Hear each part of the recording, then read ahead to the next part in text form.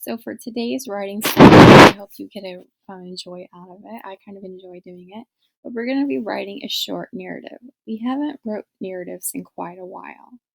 So if we remember what a narrative is a narrative is a story about someone's life.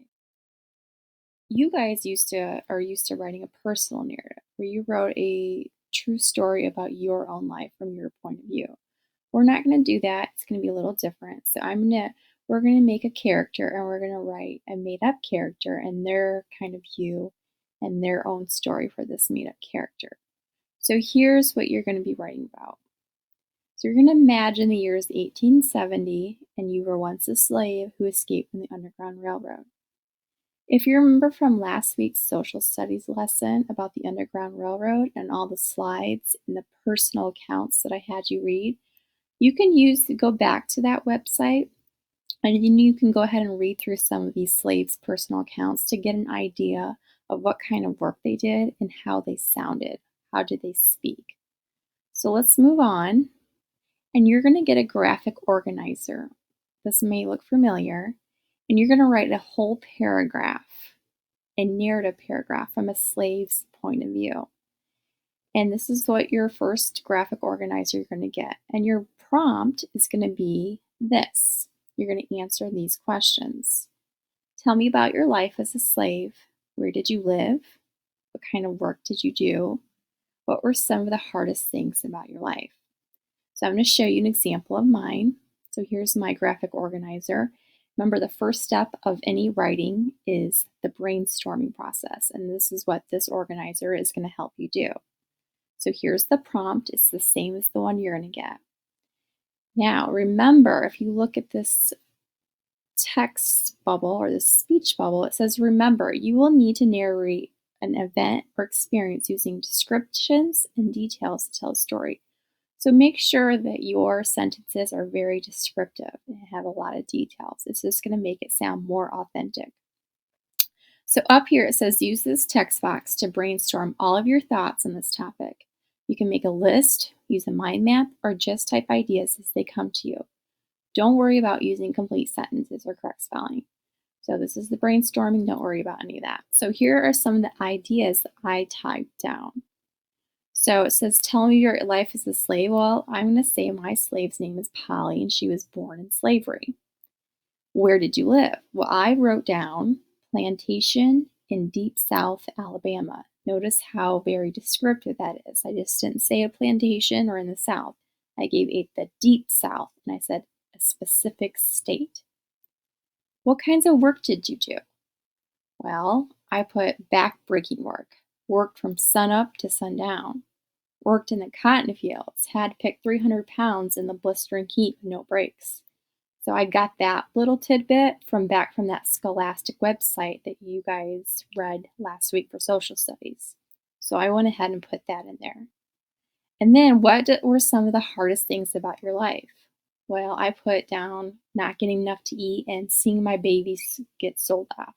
So I really try to put myself in a old slave woman's shoes. So let's move on to the next part. You're going to get a graphic organizer such as this. This is how you're going to organize your sentences. Each paragraph is going to have at least 5 sentences. Your first sentence is going to be your topic sentence. That's where you hook your reader. You grab the reader's attention without giving out too much details. Your next 3 sentences, your beginning, middle, and end, are going to be your supporting details. And you're going to use a lot of descriptions. And then your final sentence, you're going to finish with the conclusion that wraps up the story. So just don't end your story abruptly. Finish it off and give it a nice, wrap it up nicely. So here is my graphic organizer. And I gave it a title, Life as a Slave. Here's my topic sentence. I'm going to grab my reader. Name's Polly. I's 74 years old and I was born a slave. So I'm introducing my reader. This is Polly. It's about an old woman, a slave woman. Okay, my next sentence, I'm going to go back to my prompt where it says, where did you live? Well, here's what the sentence I wrote. I lived my whole life on my master Richard's cotton plantation, deep in the south of Alabama. So I answered that part of the prompt, and we look at how many details I used. My whole life, my master Richard's cotton plantation, south of Alabama. So just really pack the details in there to keep it authentic. Okay, the next part of the prompt where it says, what kinds of work did you do? Here is the sentence for that. I actually split it into two sentences because I just couldn't quite get all of my thoughts down in one, and that's fine if you need to do that. Break it up into two separate sentences. I put, the work we slaves did was hard, back-breaking work. We's worked from sunup to sundown in the blistering heat, hauling 300 pounds bags of cotton for our master. Notice how I worded my with the dialect and the language and the wording I used. It sounds like someone, like a slave in the South would speak. Okay, then the last part of the prompt where it says, what were some of the hardest things about your life? Well, I included this detail. So much is bad about being a slave, but the hardest part gots to be watching my own babies being sold off to another master. So I made it more interesting. I just didn't say, see my baby sold off. I add a lot of detail and explain that. Then my very last sentence is going to be my closing sentence. Okay, I kind of wanted to leave my reader with a little bit of hope. And one of the things that came about the end of the Civil War is the slaves were emancipated, so they gained their freedom. So my closing sentence, I wrote this. Yes, sir, I was born a slave, but I keep hoping and praying to be a free woman one day. So there I have all of my sentences in this nice organizer. I'm ready to put it into a final draft. I'm not going to leave it like this. Which takes us to our next graphic organizer.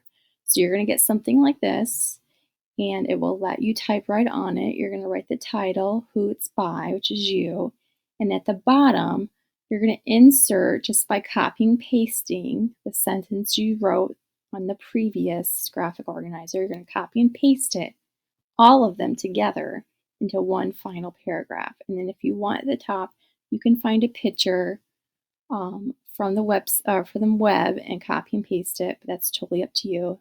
You don't need to include a picture if you don't want to. So here's my final draft.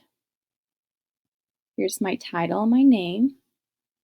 And I went back to my last graphic organizer, and I just took each sentence one by one. I copied and I pasted them, and I put them all together in this final paragraph. So here I'm going to read it, and I actually included a picture from the web. So here's my final narrative. Name's Polly, and I was 74 years old, and I was born a slave. I lived my whole life on Master Richard's cotton plantation, deep in the south of Alabama. The work we slaves did was hard, back-breaking work. We's worked from sunup to sundown in the blistering heat, hauling 300 pounds bags of cotton for our master. So much is bad about being a slave, but the hardest part gots to be watching my own babies being sold off to another master.